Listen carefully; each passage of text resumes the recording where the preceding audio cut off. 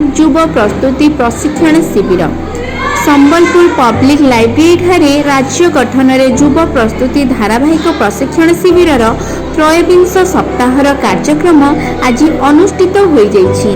माँ बागदेवी पूजा और विश्व शांति प्रार्थना पर मोरक्को ठारे भूकंप प्राण हराइथिबा लोकंक पई 2 मिनिट नीरव प्रार्थना करा जायतिला।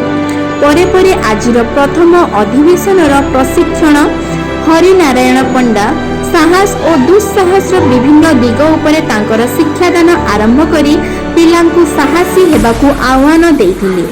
द्वितीय अधिवेशन रे ख्याति संपन्न चक्षु विशेषज्ञ डाक्टर सुरेश चंद्र दानी आरंभ करी मनीषर अंग मानक मध्य चक्षुर गुरुत्व और एहार जत्न उपरे विभिन्न उदाहरण सह बुझाई पिलांकु दिगरे यत्नवान हेबाकु परामर्श देइथिले।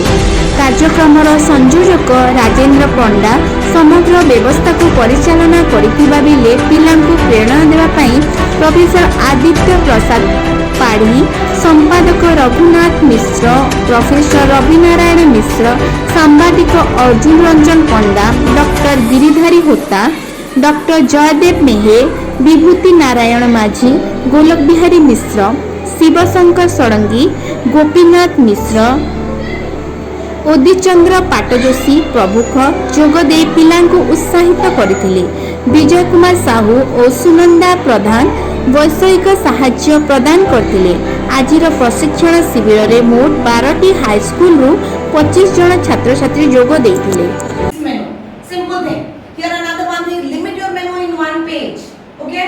Let us see when we are talking about a restaurant. आमे माने गोटे रेस्टोरेंट गला सेना गोटे मेनू बही देला। से बही आमे पलटोचू सेना मेनू देखुचू। सेना जेते बोरिंग हे जिबा तानु भल गोटे एंता पेपर रे आसी गला आमे सब मेनू देखि देला चूज करे देला। तानु आहुरी upgrade to this days we are digitalization, right? So सेता तो आमे का करचू क्यूआर कोड स्कैन करूचू मेनू ता हमर फोन के आसी जाउचे। 24 घंटा भी आमे से मेनू के देखि पाउचू।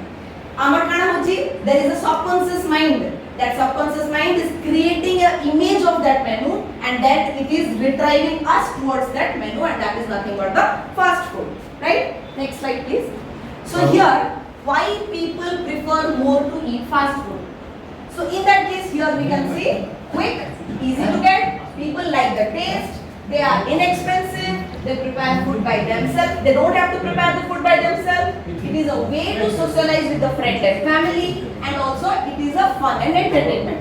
When we are talking about the entertainment, at that time we always prefer fast food. Birthday party hela sidau tame pizza order karena